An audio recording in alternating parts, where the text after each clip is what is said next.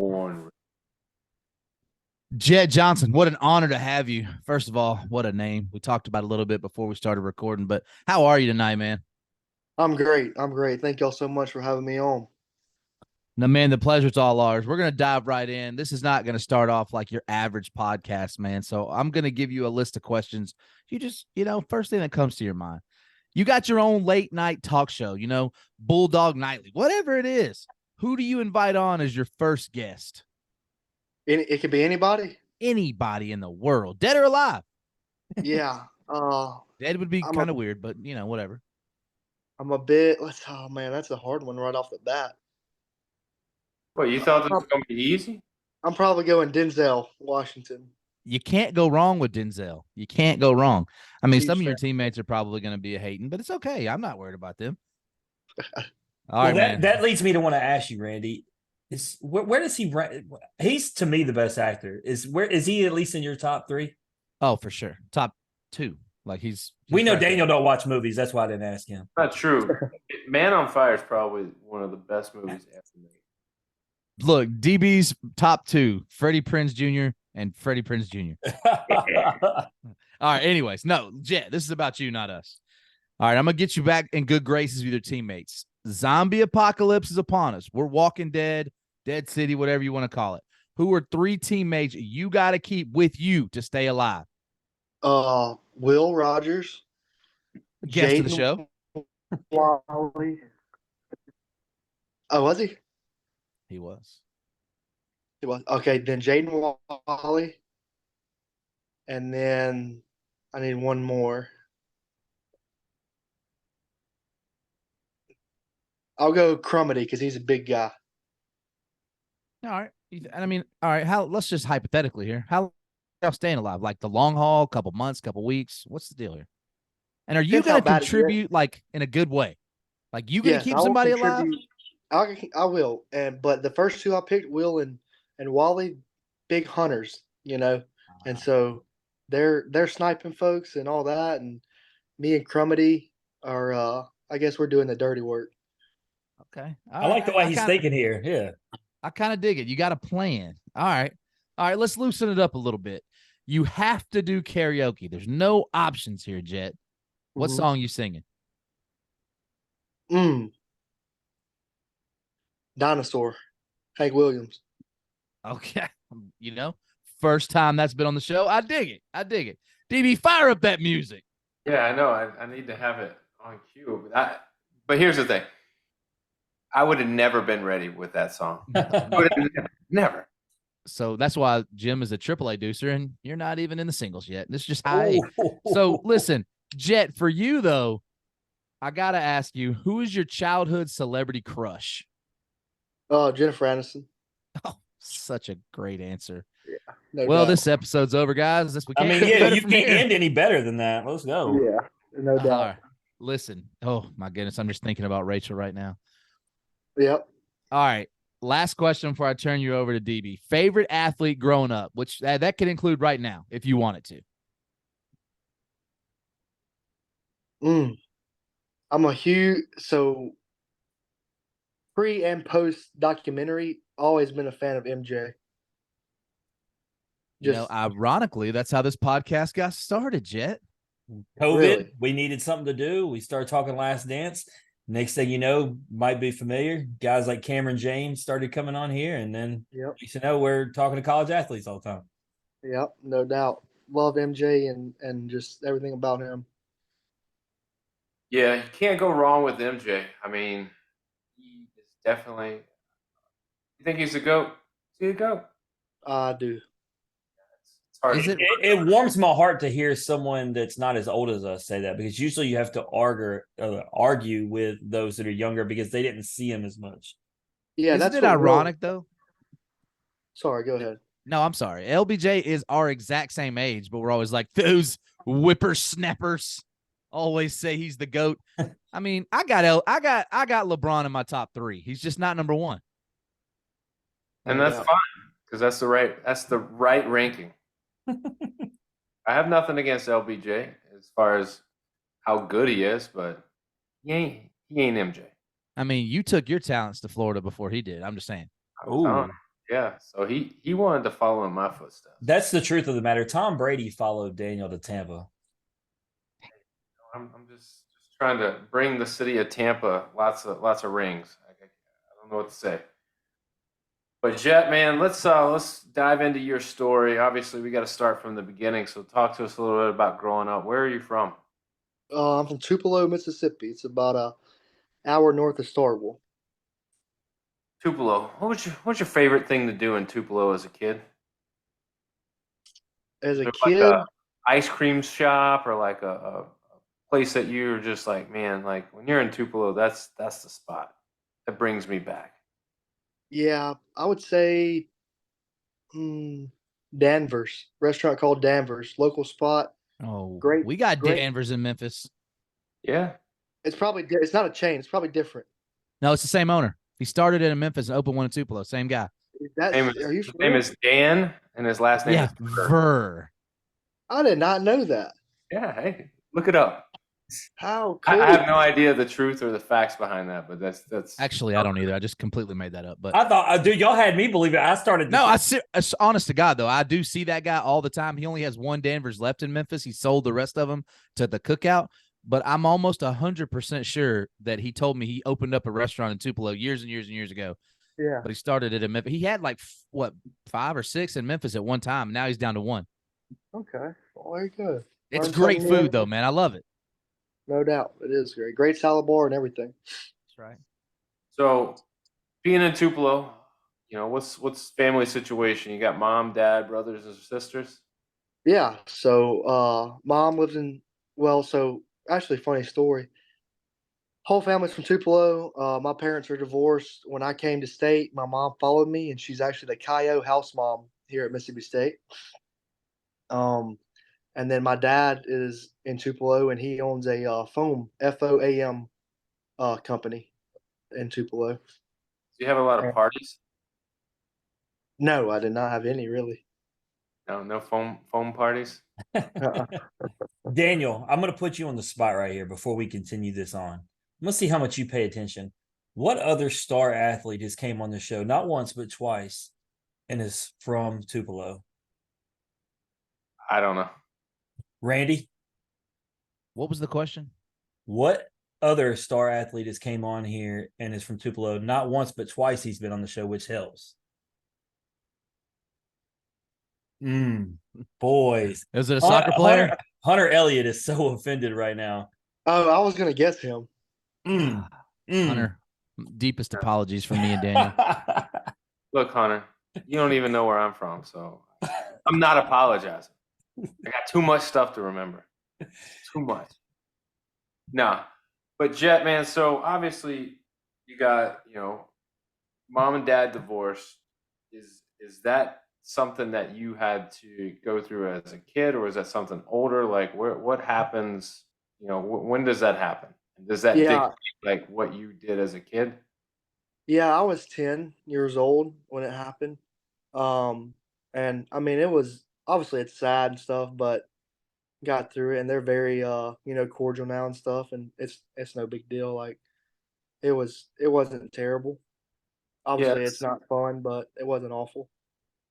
It's nice when you can go do your thing and there's support. There's no like difficulties with like parents getting along. I'm sure like, as a kid, as a 10-year-old, like trying to understand and cope with what's going on is a little difficult, but let me ask you a question, Jett. Now this is odd. Have you ever heard of this? Yes. I just recently got back from the beach. And on this beach trip, I was in, down there, Miramar, 38, Destin, that whole area. We went all over the place. Mm-hmm. And I was down there with my wife, 3 of my children, my ex-wife, her husband, and her 2 children. Is that strange? I got to know, Jett. No, because I have a buddy that their family does that. Okay, and this wasn't our first vacation together, man. I just got to ask, man. That's funny. Oh, that's good. That's a good thing. No, my parents got divorced when I was a young man, 5 or 6, and I'm not sure they spoke ever again. Deep thoughts with Randy. Deep thoughts. And we're done.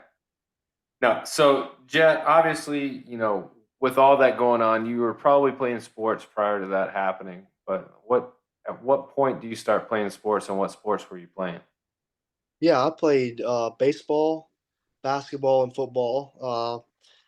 Baseball was probably my first love. Played it from a very young age. Traveled around, and then same with basketball. And then as far as football starts, I don't remember how old I was, but I remember the league we had in Tupelo.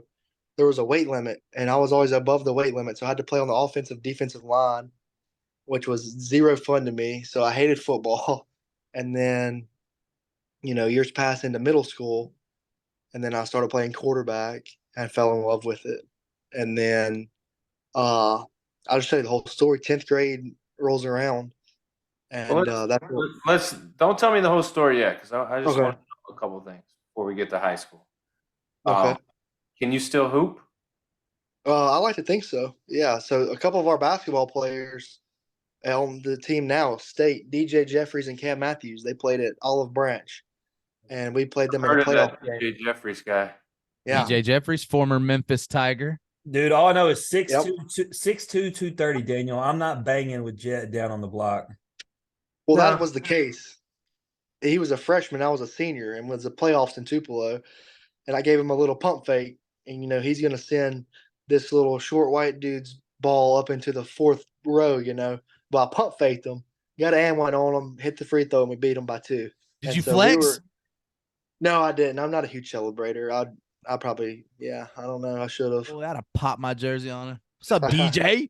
But You missed the golden opportunity, I Jett. know I did. But know, he and I and some other guys were at an NIL thing about a month or two ago, and I reminded him of that story, and he remembered it. So you didn't have a problem flexing over my boy Seth Hennigan when you did him dirty. I wasn't even meaning to. Wow. Appreciate that. Still locked in my brain. Glad we don't play you this I year. like Seth a lot. He's a cool dude. Yeah, he's he's been on the show. We've talked to him. He is a guy that is really in a good position this year as far as, having 2 years under his belt, having, just unbelievable mind for football. But I'm interested to see how that goes. But, more importantly, you, man. I gotta talk to you, man. Let's get into high school football. Tell me what high school you went to. Yeah, I went to Tupelo High School, largest school in the state by a few students. Really? How many kids go there? Oh, shoot. How many were in your I couldn't graduating tell you. class? I think I graduated around 500. And it's important for you to know, Daniel, they play on Smurf turf. We do have a blue field. How'd that come to be? 2014 we got it. We were grass and then went to blue turf. I don't know what happened.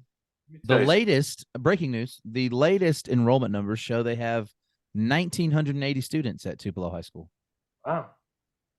I actually dig the turf. The problem for me, Jett, was they used that for the high school soccer field too. And so when my daughter had a game down there and I went to watch her, and their jerseys are purple, which was in a shade of purple close enough to the blue that it was very hard for me to see like the players on my daughter's team.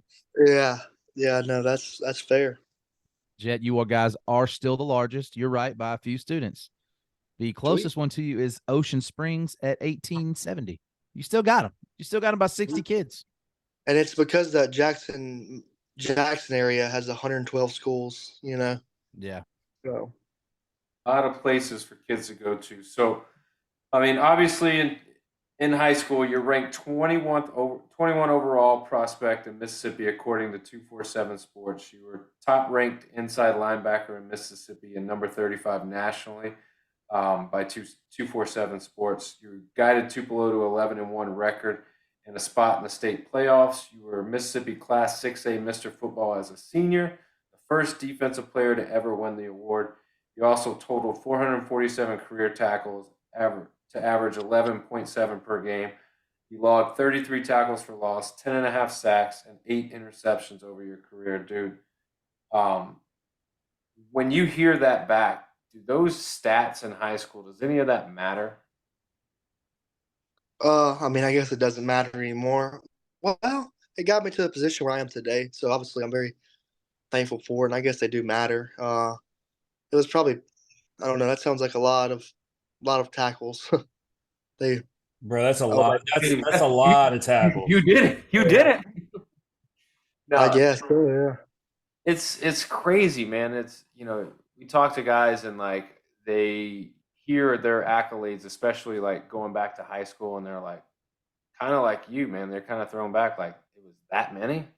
Like it's unbelievable, like the stats and what you guys bring to the table prior to even being in college. So it doesn't shock me to know like you're a elite athlete, at a Division I program in the SEC. So, with that, talk to me about Friday Night Lights in a 6A Mississippi school, the kind of talent you played with and against, from on a week to week basis. High school football in Mississippi. What would you say it ranked? Was it great, elite, average? Like, what are you stacking up against on a night to night basis? Yeah, I think obviously there's elite teams you play here and there, more than 2 or 3 times a year, and then the other majority is great talent, and then just a couple would be average, And so with that ratio, it's good. It's a great opportunity to prove to the colleges, what you can do against elite level competition or great level competition. Um, as opposed to maybe going to a smaller school and getting not as many opportunities uh, against quality opponents, And so I think it's the best of the best in Mississippi as far as that goes for sure. Did y'all ever, and obviously y'all both play defense, but did you ever play N'Kobe Dean in Horn Lake? Yeah, I did. I played them. They were in our division, and they actually put him at quarterback my senior year, and kind of ran the Wildcat. I'd put him everywhere. That's pretty Yeah. damn scary thinking about N'Kobe at quarterback. Might no answer your doubt. next question. Yeah, so we're gonna ask who is the hardest person to tackle. Probably have the answer now. No, actually, they weren't that successful because obviously you put N'Kobe back there. What are you running? Mhm. Everybody in the world knows. The hardest person to tackle, man, I feel like this is forever ago. So okay, Memphis guy, Goodson from South Panola. Okay. So You remember him? yeah, and in the time when because they fell off the last few years when you were in school, was South Panola still one of the top dogs? They were. They had just fallen off a little bit, and by falling off, I say losing, two games. Right. When we Yeah, were in they high used to be school, they went unbeatable. like 8 years, didn't lose a game. They were good. Yeah, I think they went like 100 something games without losing a game. Yeah, they did. That's incredible. I'm glad, Daniel. I'm glad we never had to cross the state line and play a team like that. We had the opposite streak, like, they won 10, 20, 30, 40 in a row. We didn't lose no 10, 20. Come on, Randy. You going to do Bro, how many? All right, count on your hand how many wins y'all had in your 4 years. I only played from my sophomore year on, but I can't get past the second hand. So Okay. thank you for that. I can 7. There you go. And hey, Jett, in our defense, and you know this, you understand 7 and 40. You Or understand 7 and 33. You understand the importance of a coaching staff.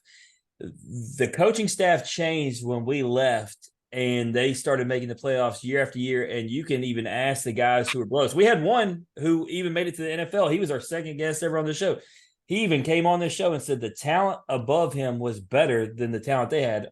It really shows like what happens when you have a very poor coaching staff. And it's a good thing that they cleaned house because they're not going to be listening. Our coaching staff was terrible. That's funny, no doubt. That's very important. So going back to high school, what was your favorite game?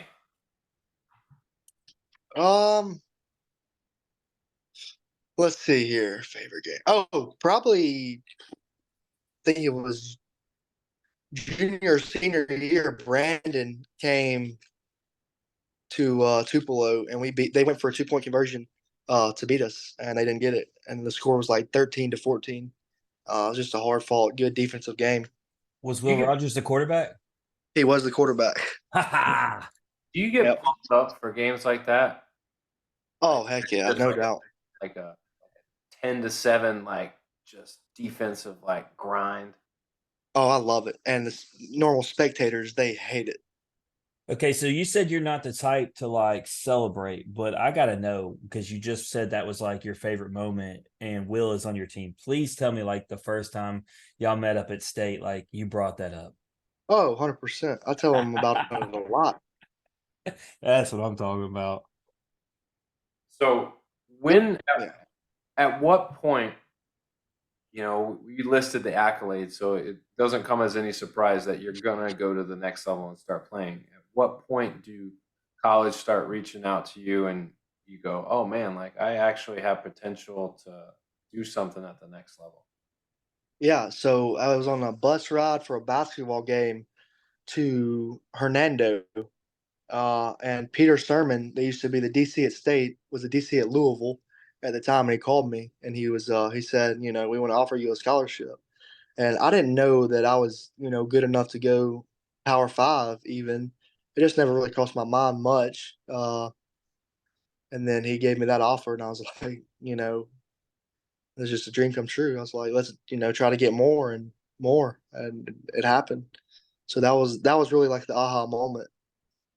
So at what point does Mississippi State come into the picture, and why did you inevitably choose them? Yeah, so they were actually my fourth offer. It was Louisville, Ole Miss, somebody else, and then State. And I've grown up a State fan my whole life. My dad had season tickets for us, ever since I was a little boy, and so it was really not too terribly hard of a decision, after taking visits and stuff. And it was just I'd always wanted to go there, and so I couldn't pass up the opportunity. And the good news is you said they were the fourth, so you didn't jump on one of those first three before the school that you always wanted to came. Because we do talk to athletes, and sometimes they get excited and jump the gun, and then because they're people of integrity, they keep their commitment. And there's a school that they maybe wanted to go to all along that came around. So I'm glad it worked out for you. Yeah, thank you. Yeah, I think being patient, worked out. Yeah, absolutely. So you get to Starkville, and obviously the first two seasons, starting with the first season, it says you played 2 games, but it's basically a red shirt season. How does that come about? Yeah, well, I mean, excuse me, I had Willie Gay and Leo Lewis, Earl Thompson, like, we had a stacked linebacker room. So I didn't really expect, I was like, I'll definitely redshirt, whatever, that's good. I'll learn from these guys. And that was the first year they came out with the red shirts can play in 4 games and honor their red shirt. And so, obviously it was fourth quarter garbage time, but it was cool to get my feet wet a little bit. Uh, but I knew I was sure it wasn't a big deal to me. Did it kind of feel like the Rudy moment where you come out on the end of the field and get the last tag? Because I saw the one you got the last 2 tackles, I think. Yeah, something like that. It was cool for sure.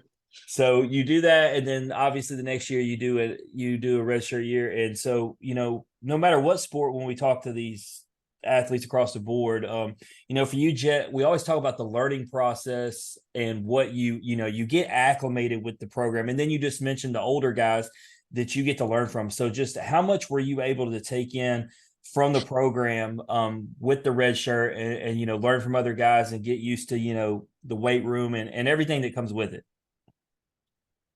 Yeah, no doubt. I mean, there's a lot of aspects that you don't think about when it comes to college football, and just getting acclimated to everything was a big learning curve for me. Those guys, fortunately, ahead of me were cool. They were willing to teach us young guys. Buki was in the same situation in 2018, and so it was honestly, I was very fortunate to have those mature guys that were obviously Willie is playing at a high level with the Chiefs. Earl is playing in the XFL. So I mean, they're pro guys that I was able to learn and see how they kind of worked, and part of my success I think comes to those guys for sure. Yeah, I mean, it's one of those cool things that you see later in real time. Some people may sounds like you were definitely open to it. You understood, but some, may get upset about the idea. They wanted to play as soon as they got there, but then they get that year of learning under their belt, and like I said, the weight room, the nutrition, all that stuff, and then you come out locked and loaded. So speaking of, obviously, 2020, you come out locked and loaded. We know COVID killed the full experience, crowd attendance and everything. But I'll say this as an LSU fan, man, it did not stop y'all from coming down to Baton Rouge and spoiling our celebration, our party with Mike Leach's first game. So just talk to me about even though, like I said, the stadium wasn't packed, it wasn't the same experience, but you're now on the field, you're playing, and y'all go down to Baton Rouge and knock off the defending champs. Yeah, that was an unreal experience. Obviously LSU coming off the Natty, and the schedule coming out and saying we played them first, it was a great opportunity. I was able to play in that game, and it was still it was loud for a COVID game, but it was a great experience. It was cool for Coach Leach to see the air raid kind of work. And so, I mean, I have nothing negative to say about that one. Yeah, and here's the thing, like, I'll keep it real in here. These guys both know, we all live in this general area, but I now live in North Mississippi, and I can tolerate losing to State any day of the week. The fans are great. They, very humble, don't talk trash. I just can't handle losing to Ole Miss because I'll never stop hearing about it. So when we lost at the State, man, it was cool sending to the guys, man, congratulations. Especially coming off a championship. So, like, I mean, I still feel okay as a fan, but it's like, I like when State wins. It's just not Ole Miss. And I know you're good with that. So, but obviously, we're not going to spend too much on that season because it was just, I mean, the whole thing was weird. I want to get into where, man, you're fully engaged, which is 2021. You appeared in all 13 games, with 6 starts, led the Bulldogs with 87 tackles, 2 fumble recoveries, added 6 tackles for loss, 3 pass breakups, and an interception. The team obviously went 7-6, but Jett, I was going back, I was reflecting, I was looking at it. Very easily could have been 10-3. And I started thinking about those games because I watched those games. Obviously really close losses to Memphis, LSU, and Arkansas. So, when you're a team of the caliber you are, what are the conversations like when the difference may have been a play or two from winning?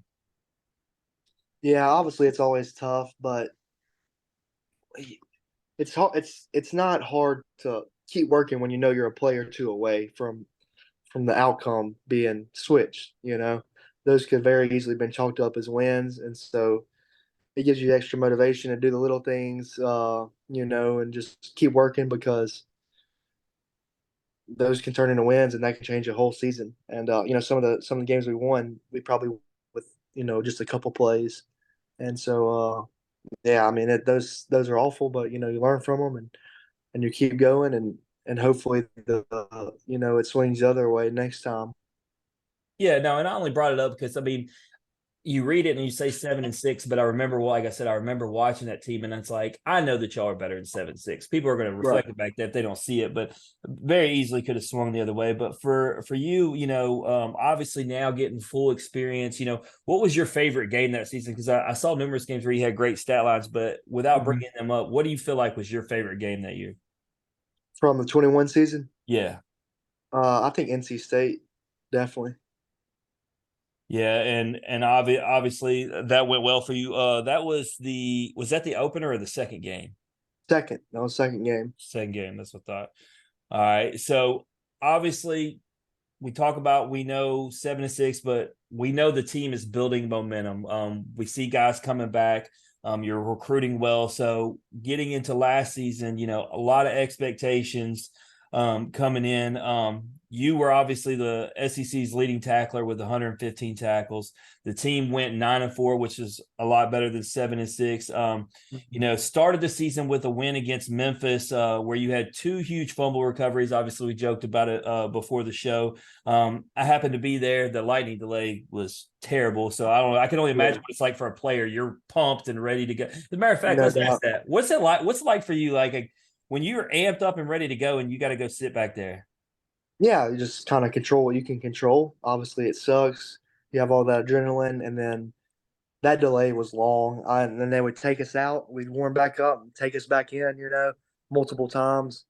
And so and it was getting late, and at that point I'm just like, all right, let's get this thing on the road. So it's no fun, that's for sure. But you just kind of control what you can control. Yeah, and when y'all did get out there, you controlled what you could control. Like I said, huge game. Obviously, you get some get back on Memphis the year before, so a great way to start the season. Obviously a lot of good games along the way. The game I wanted to focus on, and maybe it's because of that I was just talking about the Ole Miss stuff. Man, y'all go to Oxford in an absolute like barn burner, and you win. What does the Egg Bowl like mean to you as a kid from Mississippi, and what's it like going into Oxford and winning? Oh, it's one of the best feelings I've ever had in my life.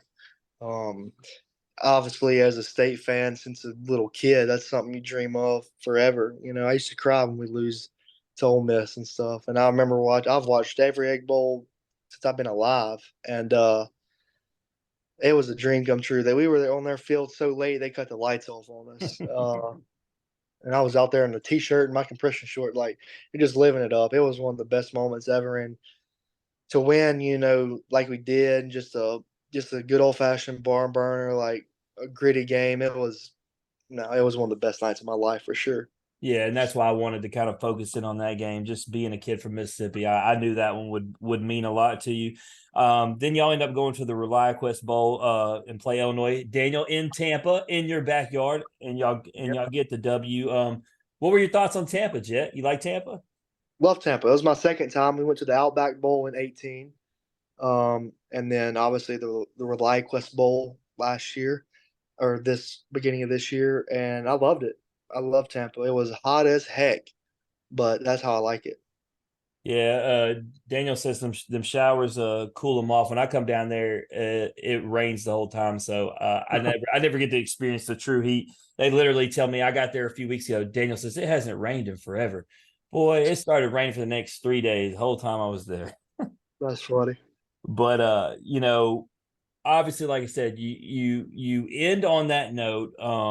And everything's good, but then I would be remiss if I didn't ask this question. I obviously was, I looked at your post, I've looked at your comments and everything, but I just want to ask you, obviously after the season, Coach Leach passes. What is that, or what did he mean to you, and just how do you carry that into this upcoming season? Yeah, I mean, obviously, I love Coach Leach. I love everything he stands for and just how he carries himself. He and Coach Arnett gave me my shot pretty much in college ball, and so, I love him for that, and I just love everything he stood for. He didn't care what anybody thought. He just kind of went to the beat of At his all. own drum. Yeah, no, he just went to the beat of his own drum, which, I think we could all, learn something from that and be a little more like that, and just kind of make yourself happy. And so when we found out he was sick and then obviously tragically passed away, it was very hard. But I think our team was closer for it, and really, you know, propelled us to that ReliaQuest Bowl victory after his passing. I gotta ask you, man, Jett, because there's so many stories that are like hilarious from Coach Leach. Is there any like short quip speech or anything that he said to you that really stuck that's hilarious that you'll tell everybody for like the rest of your life? Yeah, well, I mean, we after the Bama game, we didn't use our hands very well, and so we have the Leach Beach, which is 70 yards long of just sand, and so he would roll us in there before every practice that week, and he'd be like, you'll be in the shower and you'll find sand on you, and he'd be like, "What is that?" And then he'd say, "Oh, that's sand. You've been baptized. You're not." He used some choice words, but like, "You're not weak anymore." But he would use some, better words than that, and just like, who thinks of this? He's just hilarious. Yeah.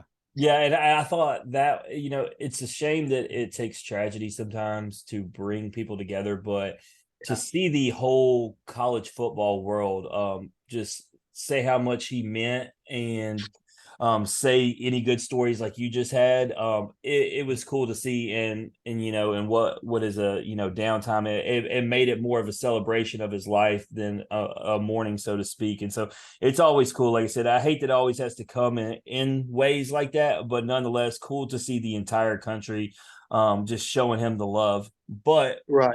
while we're in an emotional state, you know Will Rogers came on this show once upon a time. It's my favorite clip that I've ever shared from any episode. But he said he feels like Mississippi State gets disrespected. He feels like you guys are the last dog to the bowl. He says that's why the team resonates with him because, he's a dog that's going to fight his ass off for you no matter what you think. And Right. I bring that up because I want to know what kind of way you feel as the SEC's leading tackler to not make first, second, or third preseason SEC teams. Yeah. So, like I said, I've been a State fan my whole life. I feel like we're picked last every year. We don't get much respect. And so when everybody is, flipping out about that and then about getting picked last, like I've had numerous calls and texts, which, makes you feel good about not making the preseason list. So I'm like, look, like we've been dealing with this my whole life, and so it wasn't a big surprise to me, honestly. I just, like I said earlier, control what you can control. We finished third in the West last year, and just kind of like being an underdog and just proving people wrong. I think it feels better that way. We're kind of in the business of proving people wrong, and so hopefully we continue to do that. And we just can control what we can control. I know I keep saying that, but just call a spade a spade. That's all we can do. So.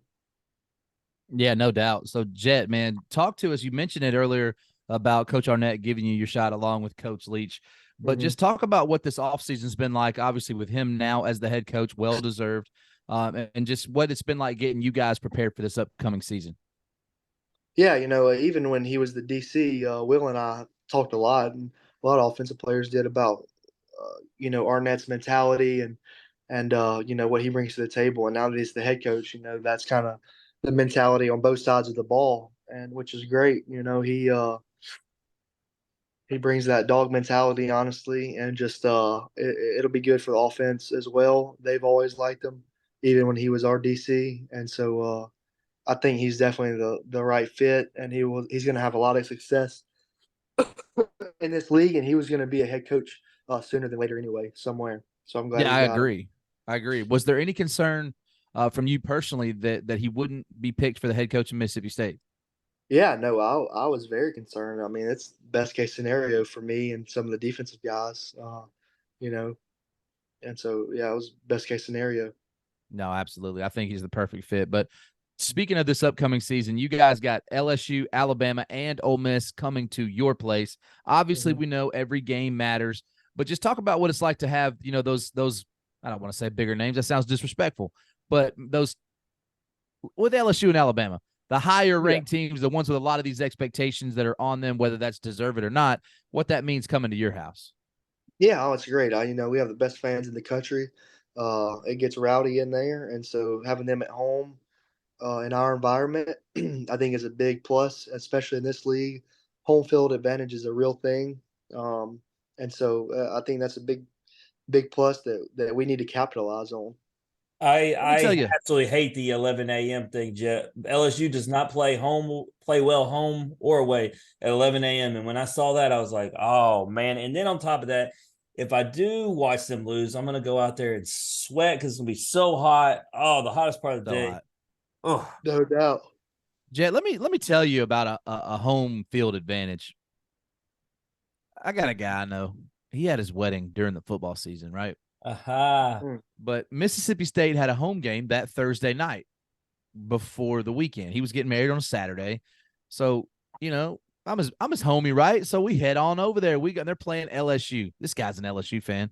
And we go down there, but then Saturday comes along. His wedding is Tennessee-Florida game. I'm a huge Tennessee fan. You see the stuff behind me. What do you think about guys that have weddings during football season? Yeah, not a fan. I think I know who you're talking about.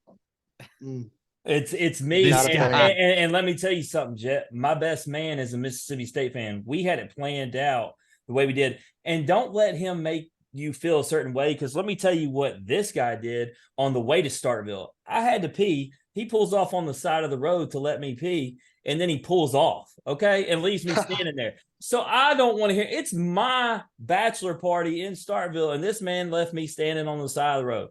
Jett, I regret nothing. Made a good story. Yeah, man, it's a good story. So, last question before you get into the game of the games. Aside from yourself on defense, because we got to get your name out there. Obviously, you should be first, second. You should be on all the teams, Jett. Aside from yourself, who are some key guys the country needs to keep an eye on the Mississippi State Bulldogs team? And it can be defense or offense if you want. Yeah, I We think. know Will Rogers. Don't say him. We know him. Yeah, no, I was going to talk about Crumity. I don't know if he gets enough attention.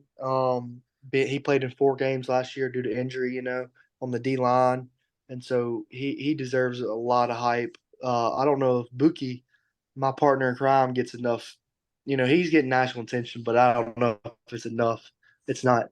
Travion Williams, another young cat on the defensive line that just looks like a tank. He's going to be a big asset for us. It's hard for me to speak on offense because I'm not around them all the time and kind of watching them work. Understood. So definitely those guys on the defense though.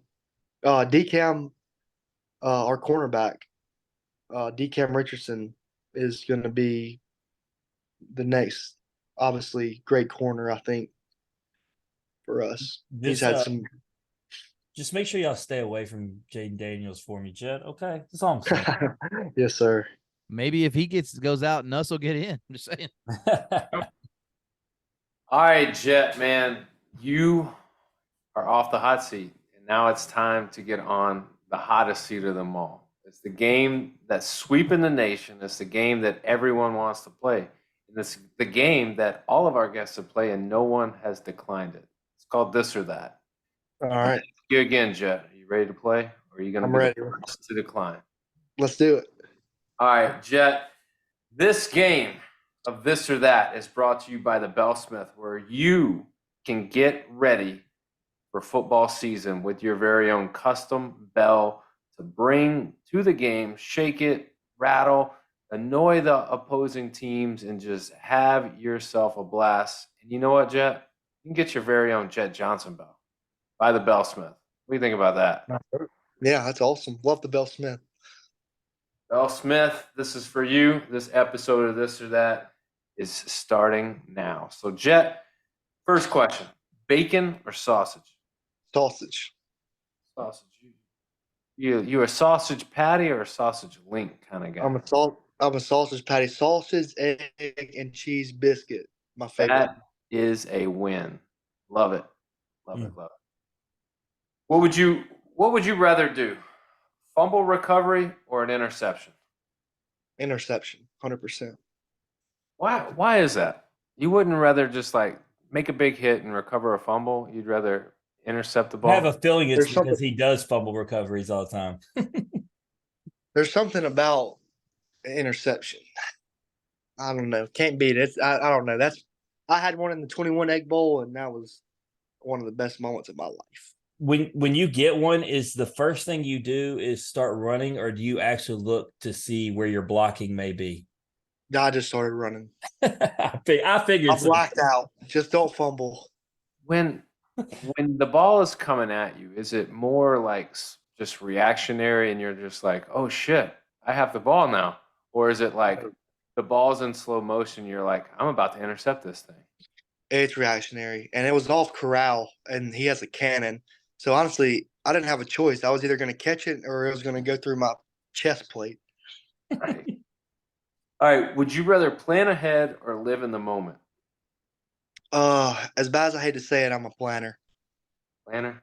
Except Yeah. when Matt Corral throws BBs right at your face. Exactly. Yeah, no doubt. But you're Daniel's guy because you said you like to plan. Everybody else to live in the moment. Daniel has to have it all laid out.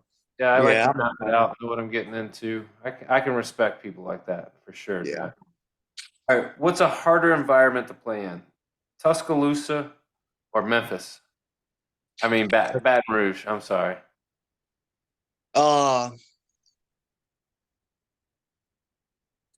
BR. Yeah. Why is that? Is it just Because it's Cajun. They played. I was there last year. They had a night game in Death Valley, so he's got to see the full spectrum. Yeah, it was a day to night game too, and it was still nuts. So I bet they get a little weird when the sun goes down. yeah, they do. If you were left on an island, you had two options. Which of these two options would you choose? Would you choose to be on the island solo, all by yourself, secluded from everybody, or would you rather be on an island with one person, but that one person is your worst enemy? Probably my worst enemy. Man, everyone loves that answer, but I hate that answer. I'd rather just be by myself. Well, you need some help in some aspects, don't you think? True. Even with your worst, he's the first one to say that, Daniel. I mean, you build a shelter, you probably want some help. No, see what it is, man, is I think I watch these movies and think about the Hunger Games where you think your friend is your friend and they're not. Imagine it being your enemy and you're trying to like sleep at night knowing they could be plotting against you every moment. Like, Yeah. I think your enemies are worse than my enemies. I've never thought about that. I mean, I guess so. I don't think I have many enemies. Daniel, you're my best friend, and you used to plot against me when I was asleep at night. Very Do you true. remember? I'm throwing it out there. We've been bringing up the past. In high school, Jett, I talked about Randy driving off on the side of the road. No, one time I fell out, knocked out. I hate to tell her, but I was knocked out drunk in high school. Anyway, Daniel thought it'd be funny to grab my hair clippers and start shaving my legs. Oh gosh. True Brutal. story. I mean, Who these are the kind needs of friends. enemies? Dudes, look at the kind of friends I carry. I'm telling you. I mean, he let me come back the very next night and stay the night. So I think he enjoyed it just a little bit. Jett, would you rather own a jet, your own private jet, or a massive yacht? Yacht. Are you a water guy? Like, I'm dating a Florida girl now, and so she's kind of turned me into a beach bum. okay. Hold on. A Florida girl, she don't go to University of Florida, does she, Jett? You're She better. does not. Okay. No, she goes to state. Her mom grew up in West Point and went to Mississippi State, and so she went to state as well. Solid. Would you rather spend an hour in a walk-in freezer or 2 hours in a sauna? Two in a sauna. Do you think you could last 2 hours in a sauna? It'll be hard. It'll be hard, but I feel like it'll be very beneficial. Would you rather win $1 million and have to spend it only on other people? Couldn't spend it on yourself. Or would you rather win $100,000, but you could only spend it on yourself? So $1 million on other people or 100,000 on yourself. What would you choose? I would say the million, because I feel like some of the stuff I buy for other people close to me could also benefit myself. Wow, you're more of a friend than some of the people on this show. I will just tell you that. All. So I think I would take 100,000.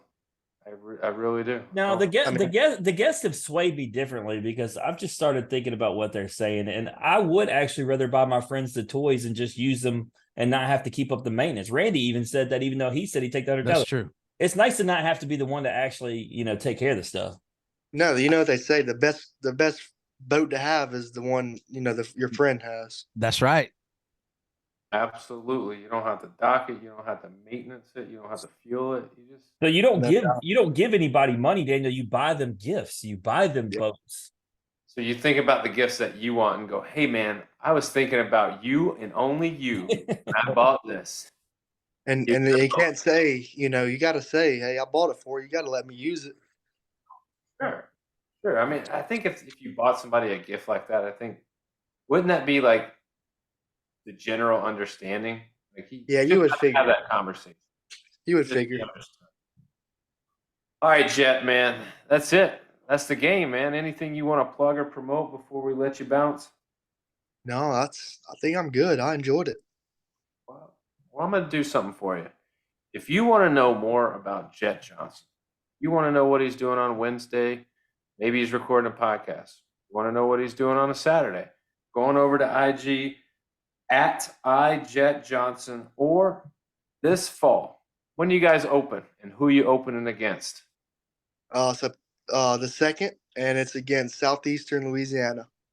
So September 2nd, Southeastern Louisiana. If you want to know all about Mississippi State football, if you want to know what they're doing, what practice looks like, when the games are, go on over to IG at Hail State FB. You'll get everything you need to know about the Mississippi State Bulldog football team. Jett, man, it's been a pleasure. We wish you nothing but the best, dude. If there's anything we can do for you along the way, man, please reach out to us. Yes, sir. Thank y'all so much for having me on. Seriously, it means a lot, and I enjoyed it. Absolutely. That's Jett Johnson, everybody. If you like hearing Jett's story, or you just like hearing us average Joes talk X's and O's, please like and share the podcast on Facebook. Retweet us on X, Twitter X. What are we calling it? Still haven't. Elon. So for 2 episodes now, we still haven't narrowed it down to what we're calling it. So this could be an ongoing thing for season 8. Or if you just want to give us comments, ratings, feedback, likes, love, hugs, all that, we'll take that instead. Either way, we'll see everybody next week. We got episode 9 coming at you. We're going to be talking University of Tennessee basketball. Randy, I know you're pumped. DJ Jefferson on the show, talking about volunteers, talking about basketball. I might have to miss that one. Who knows? I don't know. We'll see. But this has been the Off the Bench podcast. As always, remember, strong body, sharp minds, grit and grind all the time. We're out.